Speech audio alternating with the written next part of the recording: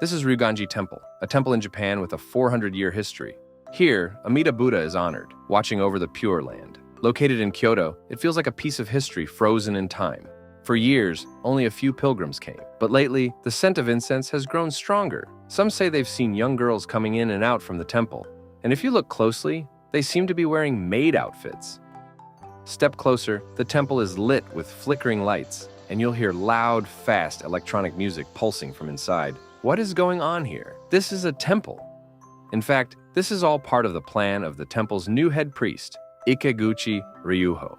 A few years ago, he had an idea that changed everything. It was as if he had received divine inspiration. He turned Ryuganji from an old, quiet temple into a trendy spot for young people. How did he do it? Ikeguchi was born into a Buddhist family as the eldest son of another Pure Land temple's head priest. From an early age, he knew he was destined to inherit a temple, so he diligently studied both Buddhist scriptures and general knowledge. But then after, the Tokyo subway sarin attack happened. Japanese society developed a strong anti-religion sentiment.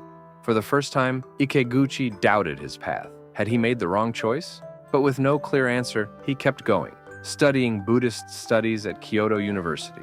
After graduation, he finally overcame his doubts and resolved to work in a temple. At first, Ikeguchi worked at a Kyoto temple called Chion-in. He said, but there, the mood was heavy. Monks often complained, "Temples are dying. There's no future."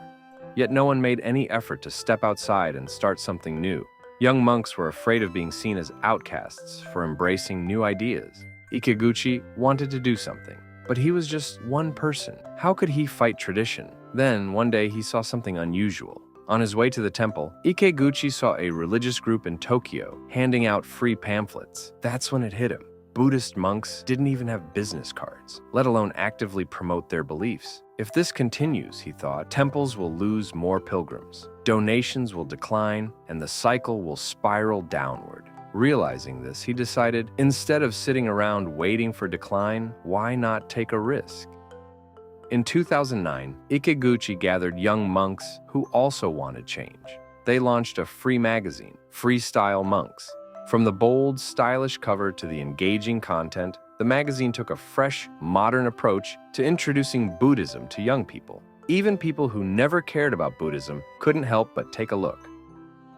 The first print run was just 1,500 copies, but Ikeguchi personally gave them out at subway stations and other crowded spots. This instantly put Ryuganji on the map. Some young readers liked it so much, they even volunteered to help distribute copies. Later, they became the new editors. Excited by this success, Ikeguchi kept going. He started YouTube and X accounts, posting fun and creative content. Monk's Outfit of the Week, showcasing different Buddhist robes.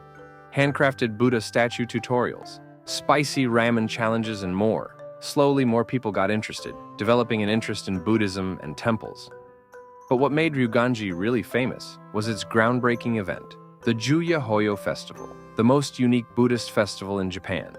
Juya Hoyo Festival is a traditional event in Pure Land Buddhism, held for 10 days every October to November. In addition to chanting and meditation, Ikeguchi introduced something never seen before. Ikeguchi formed a Buddhist-themed idol group called Terra Palms, or simply Terra. The group featured 5 university students from an art school, each with a Buddhist-inspired stage name, based on Manjushri, Kannon, Maitreya, and other figures. The costumes have different Buddhist designs, and each person has a matching anime-style character. In 2016 at the festival, Terra made their debut. The song was written by Ikeguchi himself. Instead of glow sticks, fans cheered by rhythmically knocking fish drums to the beat. Then, in 2018, he attached small Buddha statues to drones, which floated above the audience in sync with the monks chanting. With colorful lights all around, it felt like a glimpse of the Pure Land.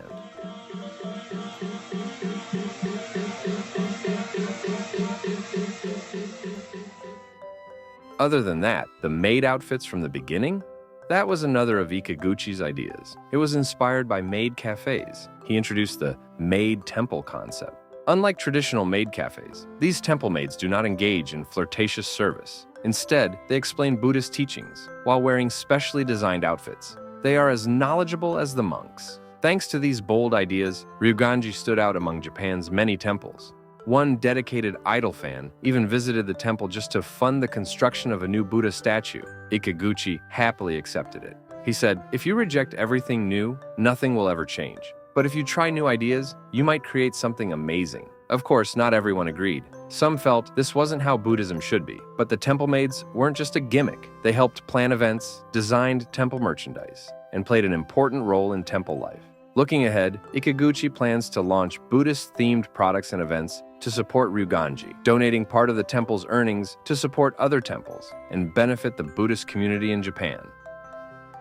In interviews, Ikaguchi explained that in the past, people believed in the afterlife. The Pure Land felt real. But today, myths don't guide us like before. The scriptures stay the same, but times change. If our words don't reach people, we must find new ways to share Buddhism's teachings. Temples should not belong only to monks. It should be a sanctuary for everyone. Thanks to Ikaguchi's efforts, Ryuganji is full of life again. Even if young visitors don't convert, they still take something from Buddhism. And in that way, his revolution has been a big success. That's the end of today's story. Thank you for listening. ありがとうございました。